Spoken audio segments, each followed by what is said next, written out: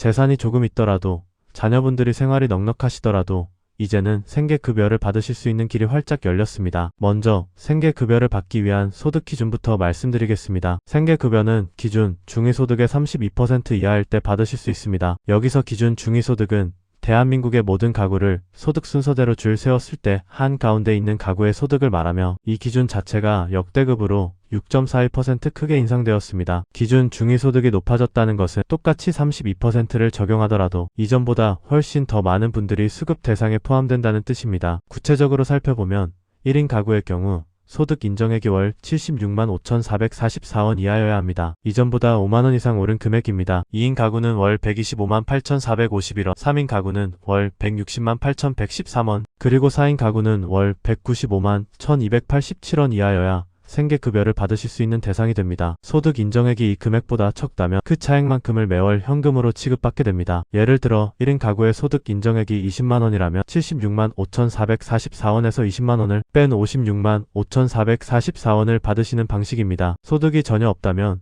최대 금액인 76만 5,444원을 전부 받으시는 것입니다. 이처럼 기준 중위소득의 인상만으로도 더 많은 분들이 생계급여의 혜택을 보게 되었습니다. 과거에는 부양의무자, 즉 자녀나 부모님의 소득이나 재산이 일정 기준을 넘으면 아무리 생활이 어려워도 생계급여를 받지 못했습니다. 그러나 정부는 이 기준을 파격적으로 완화하여 폭지 사각지대를 없애고 있습니다. 현재 생계급여는 부양의무자 기준이 폐지된 것이 원칙입니다. 즉 자녀의 소득이나 재산과는 상관없이 나의 소득과 재산만으로 수급 자격 여부를 심사합니다. 다만 아주 예외적인 경우에만 이 기준이 적용되는데, 그것은 부양의무자가 고소득 또는 고재산을 가진 경우입니다. 부양의무자의 연소득이 1억 3천만원 이상이거나 일반 재산이 12억 원을 초과하는 경우에만 생계급여 대상에서 제외됩니다. 자녀분들이 아무리 부유하셔도 그 기준을 넘지 않는다면 부모님은 생계급여를 신청하실 수 있다는 의미입니다. 여기서 한 가지 더, 생계급여를 신청할 때 소득뿐만 아니라 가지고 계신 재산도 소득으로 환산해서 산정합니다. 특히 자동차는 과거의 수급 자격을 박탈하는 주요 원인이었습니다. 그러나 자동차 소득 환산 기준도 대폭 완화되었습니다. 이제 2000cc 미만의 승용 자동차 중에서 차량이 10년 이상이거나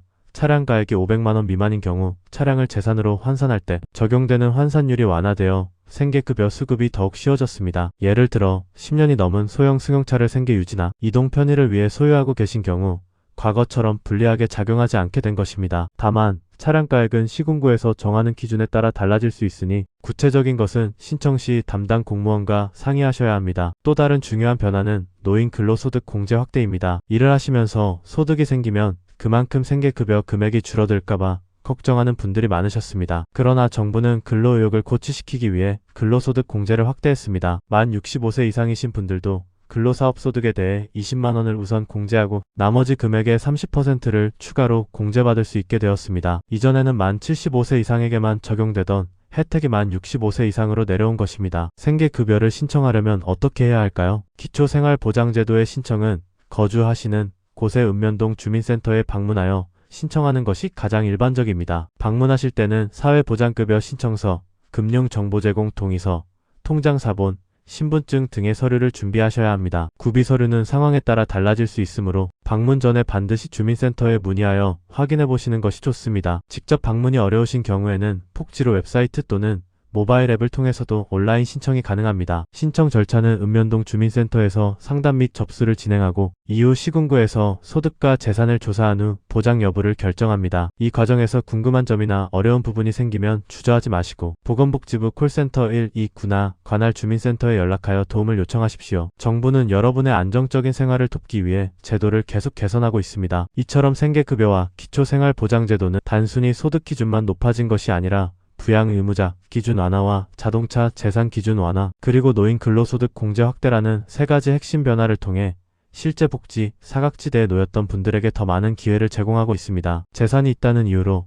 혹은 가족에게 미안하다는 이유로 망설이셨다면 지금이 바로 제대로 확인하고 신청하실 때입니다. 이 정보를 통해서 더 많은 분들이 안정적인 생활을 보장받으실 수 있기를 진심으로 바랍니다. 정부 정책은 언제든지 변경될 수 있으니 신청하시기 전에 반드시 보건복지부 공식 자료나 주민센터를 통해 최신 정보를 다시 한번 확인하시는 것이 가장 정확합니다. 복지 혜택은 신청하는 분에게만 돌아간다는 사실 잊지 마시길 바랍니다. 영상이 도움되셨다면 구독과 좋아요, 알림 설정 부탁드립니다. 여러분의 소중한 관심이 더 좋은 정보를 만드는 큰 힘이 됩니다. 시청해주셔서 감사합니다.